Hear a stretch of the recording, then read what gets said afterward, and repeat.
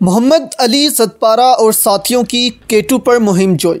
Death zone किसे कहते हैं और कोह-पेमा डेथ जोन में कितने घंटों तक जिंदा रह सकते हैं? अगर इससे ज़्यादा वो वहाँ रहें तो उनकी मौत वाक़या हो जाती है। K2 जहाँ बुलंद चोटियों को तस्खीर करने वाले कोह-पेमाओं के दिलों में एडवेंचर या मुहिम जोई के जज्बात जगाती है, वहीं ये चोटी दुनिया की सबसे बुलंद चोटी माउंट एवरेस्ट से भी ज़्यादा खौफनाक समझी जाती है। इस चोटी को सर करने की जुस्तजू करने वाले हर 4 में से एक कोह-पेमा की मौत वाक़या हो जाती है।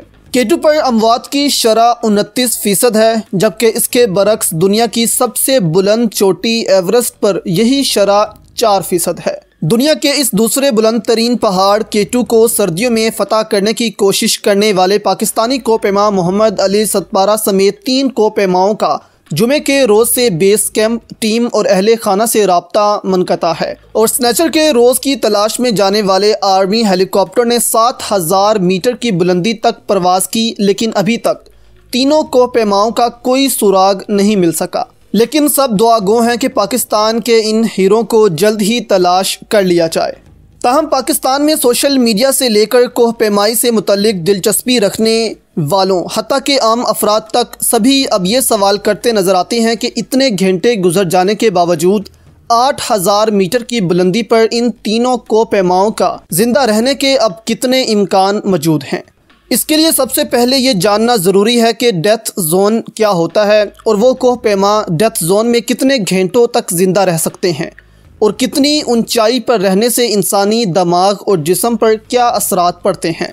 तिबी माहिरीन के मुताबिक इंसानी जिस्म सतह समुंदर से 2100 मीटर तक की बुलंदी पर रहने के लिए बना है और इससे ज़्यादा बुलंदी पर इंसानी जिस्म की ऑक्सीजन की सैचुरेशन तेज़ी से कम होना शुरू हो जाती है और जिस्म में मनफी असरात रोनमा होना शुरू हो जाते हैं। इसलिए ऐसे ऊंचे पहाड़ों पर जाने से कबल कोह-पेमा कई हफ्तों तक जिस्म को माहौल के साथ हम आहंग करने का अमल करते हैं ताकि उनका दिमाग ऑक्सीजन की सप्लाई के मुताबिक आहिस्ता आहिस्ता माहौल के हिसाब से काम करने लगे। K2 पर अमूमन कैंप 1 यानी 6000 मीटर की बुलंदी के बाद कोह-पेमा ख़तरनाक जोन में दाखिल हो जाते हैं और ऑक्सीजन की कमी के मनफी असरात भी नमूदार होना शुरू हो जाते हैं।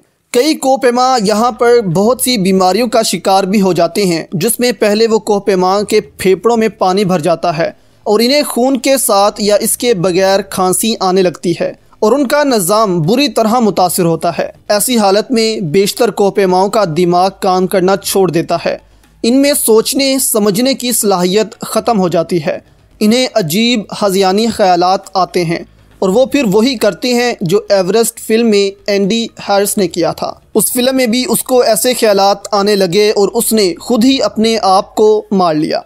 सतह समुंदर से 8611 मीटर की बुलंदी पर वाक़या K2 का बोटल नेक के नाम से मशहूर मकाम तकरीबन 8000 मीटर से शुरू होता है और कोह-पेमाओं की इस्तिलाह में इसे डेथ जोन या मौत की घाटी कहा जाता है, जहां बका के चैलेंजों में नुमाया इजाफा होता है। यहाँ कोह-पेमाओं को कुदरती मौसम के साथ निबर आज़मा होने के साथ साथ अपने जिस्म के अंदर भी एक लड़ाई करना पड़ती है।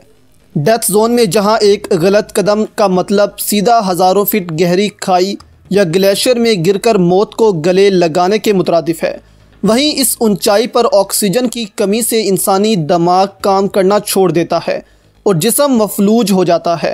डेथ जोन में इंसानों को सांस लेने के लिए दरकार ऑक्सीजन की कमी होती है, जिसकी वजह से ऊंचाई पर लाहक होने वाली बीमारियों के इम्कानात बढ़ जाते हैं। यहाँ तेज़ हवाएं भी कोह-पेमाओं की जान के लिए जानलेवा होती हैं। यहाँ पर इंतहाई कम दर्जा हरारत भी जिस्म के किसी भी हिस्से में फ्रॉस्ट बाइट का बायस बन सकता है।